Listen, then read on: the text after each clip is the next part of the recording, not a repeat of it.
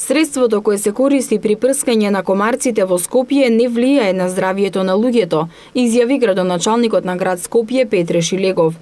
Средството исклучиво ги третира комарците и останатите инсекти кои се јавуваат како штетни инсекти во овој период. Градот секогаш соодветно им соопштува на пчеларите да ги заштитат гнездата со цел да не дојде до истребување на пчелите, изјави Шилегов. Тој рече дека во изминатите денови се прскаше со средство од германската фирма Бауер и во изминатиот период беше направена негова анализа.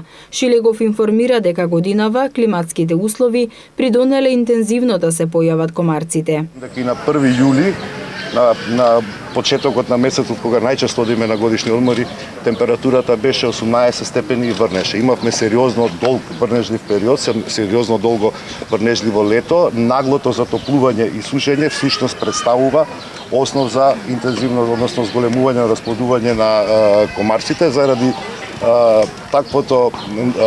таквата масовна појава. Ние, иако претходно 2 пати веќе беа третирани комарците, дадовме по интензитет со цел да го заштитиме здравјето на граѓаните.